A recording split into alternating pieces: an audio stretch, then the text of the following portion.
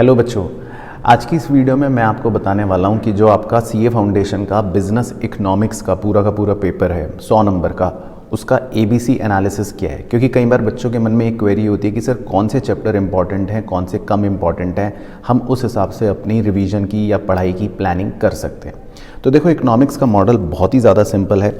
आपको पता है इकोनॉमिक्स में आपके टोटल 10 चैप्टर्स हैं, ठीक है। तो सबसे पहले तो इन चैप्टर्स को मैं शॉर्ट में ऐसे लिख लेता हूँ, जिसमें चैप्टर नंबर 1 और चैप्टर नंबर जो 5 है, इनको सबसे पहले अलग कर लेता हूँ। क्योंकि चैप्टर नंबर 1 की वेटेज है 5 नंबर की और चैप्टर नंबर 5 की वेटेज भी है 5 नंबर की। यानी कि ये दोनों चैप्टर्स एक तरह से सबसे कम वेटेज रखते हैं और ये दोनों चैप्टर सबसे छोटे भी हैं 1 और 5, तो इनको बिल्कुल अलग कर देते हैं। अब जो माइक्रो इकोनॉमिक्स का पोर्शन होता है, यानी कि चैप्टर 2, चैप्टर 3 और चैप्टर 4, तो चैप्टर 4 जो है ये हमारी लिस्ट में सबसे पहले आता है। ये कि ए कैटेगरी में हम कह सकते हैं, क्योंकि इसकी वेटेज है 15 नंबर की।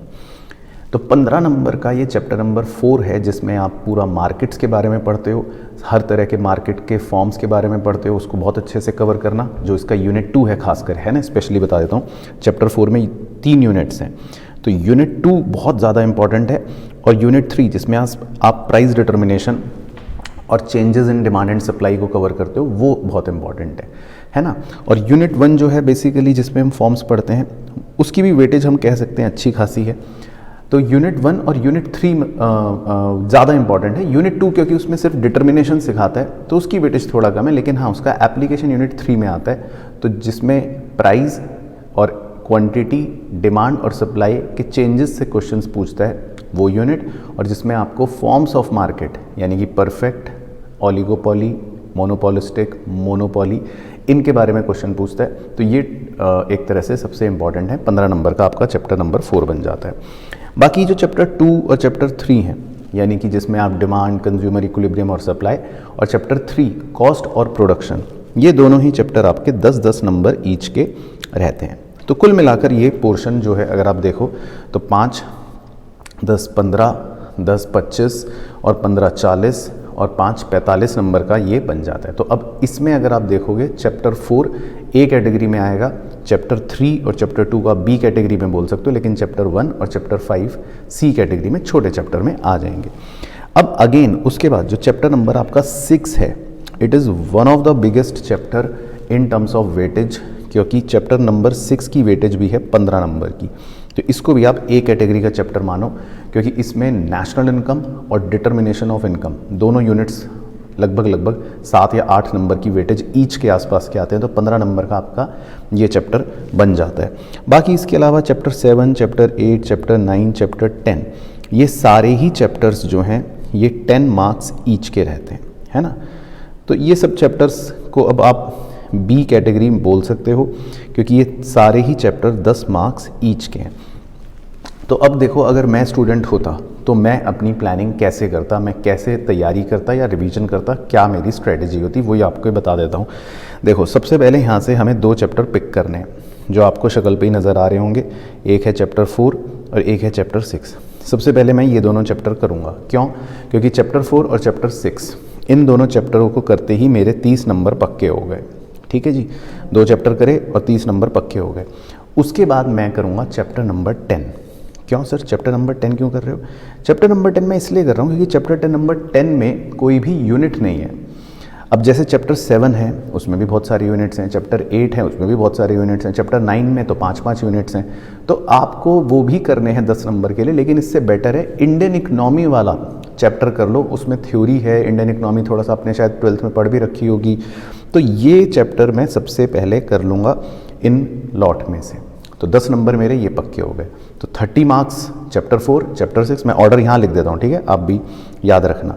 तो चैप्टर 4, चैप्टर 6 ये ए कैटेगरी के चैप्टर्स हो गए। सबसे पहले ये निपटा दिया, है ना, एबीसी एनालिसिस के हिसाब से। उसके बाद चैप्टर 10 कर लिया, क्योंकि ये चैप्टर अकेला चैप्टर 10 नंबर दे देगा। अब उसके बाद देखो, हर चैप्टर जो है 2, 3, 7, 8, 9 जो 10 नंबर ईच के हैं, इनमें से आप अपने हिसाब से कोई भी पहले बाद में कर सकते हो, क्योंकि ये सभी 10 नंबर के हैं। लेकिन इसमें भी अगर मैं आपकी जगह होता तो थोड़ा सा और स्मार्टनेस दिखाता। तो जैसे जो इसमें चैप्टर नंबर 3 है, उसमें क्योंकि सिर्फ 2 ही यूनिट्स हैं, है ना, एक है कॉस्ट, एक है प्रोडक्शन, तो वो 2 यूनिट्स में ही 10 नंबर पक्के हो जाएंगे। चैप्टर 2 में 3 यूनिट्स हैं तो थोड़ा सा ज़्यादा पढ़ना पड़ेगा। तो अब आपको यहाँ पर ये देखना है कि इन चैप्टरों में जिसमें कम पढ़ना हो, और नंबर तो तब भी 10 ही मिलेंगे, तो वो चैप्टर थोड़ा पहले कर लो ताकि कम पढ़ाई में ज़्यादा नंबर कवर हो जाएं। तो चैप्टर 3 पिक कर लिया। इसी तरह 7, 8, 9 में से अगर मैं आपको बताऊँ तो 8 चैप्टर जो है उसमें भी 3 ही यूनिट्स हैं, तो वो कर लो, तो उसमें भी आपके 10 नंबर पक्के हो गए। उसके बाद जो लेंदी चैप्टर्स हैं फिर आप उन पर कूद सकते हो। जैसे लेंदी में आपके चैप्टर 2 हो गया, डिमांड भी है, कंज्यूमर इक्विलिब्रियम भी है, सप्लाई भी है।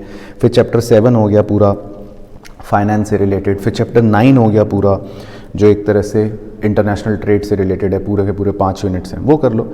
और सबसे लास्ट में, इनको तो लास्ट के लिए ही छोड़ देना है, तो ये तो सी कैटेगरी में आ रहे हैं 1 और 5, क्योंकि इनकी वेटेज भी छोटी सी है और ये सबसे इजी भी हैं, तो इनको लास्ट में भी आप देख लोगे तो आपका काम हो जाएगा। तो चैप्टर 1 और चैप्टर 5, तो ये हो गए अपने सी कैटेगरी के चैप्टर। बीच में ये बादल आ गया अपना बी कैटेगरी के चैप्टरों का, और ए कैटेगरी तो मैंने आपको बताई दी, चैप्टर 4 और चैप्टर 6, क्योंकि इनकी वेटेज सबसे ज़्यादा रहती है। तो बस, और इसी ऑर्डर में पढ़ सकते हो आप, पहले 4 पढ़ लो, फिर 6 पढ़ लो, फिर 10 पढ़ लो, फिर 3, 8, 2, 7, 9, 1, 5, तो आपके 10 चैप्टर कंप्लीट हो जाएंगे। 100 नंबर का पेपर होता है।